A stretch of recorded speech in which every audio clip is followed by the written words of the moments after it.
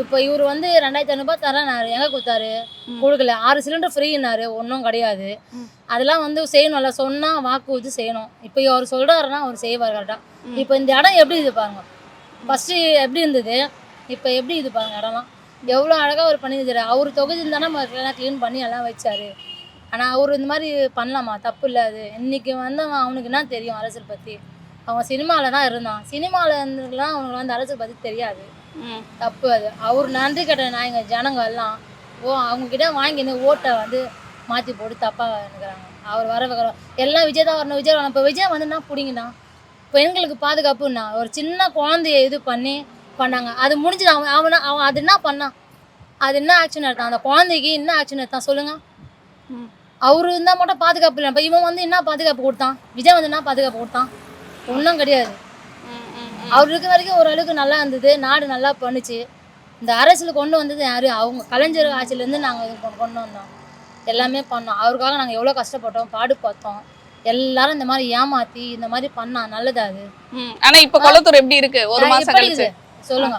Bus stand கட்டினாரு, மண்டபம் கட்டினாரு, எல்லாமே கட்டினார். ஜிகேஎம் காலில் மண்டபம் கட்டினாரு, எல்லாம் இது ஸ்விம்மிங் பூல் கட்டினாரு, எல்லாமே கட்டினாரு. ஆனால் அது என்ன பிரயோஜனம் சொல்லுங்கள்? எல்லாம் அதெல்லாம் கொஞ்சம் ஜனங்க ஒரு ஆட்சியை நினச்சதா அவர் கையால் நம்ம சாப்பிட்ருக்கோம். ஒரு ஆளுக்கு மகளிர் உரிமை தொகை கொண்டு வந்தது யார்? அவர் தான். அது 1000 ரூபாய் கொண்டு வந்தது. ஏதோ ஒன்று வருமானம் வீட்டுக்கு கொடுக்கலனாலும் அவர் ஏதோ ஒன்று மந்த்லி வருதுன்னு சொல்லி நம்ம கொடுத்தோம்.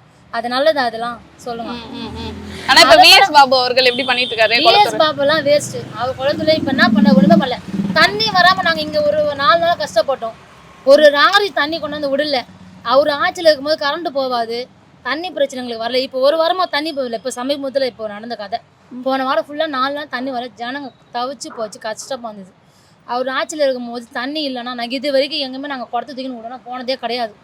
போனதும் கிடையாது, வந்ததும் கிடையாது. தண்ணிக்கெல்லாம் பிரச்சனை இல்லாமல் வந்தது.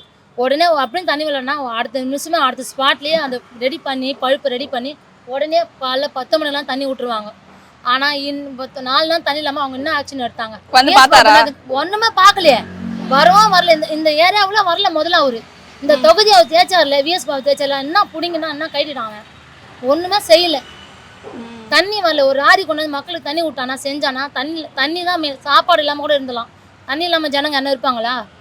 எப்படி கழுவாங்க சொல்லுங்க?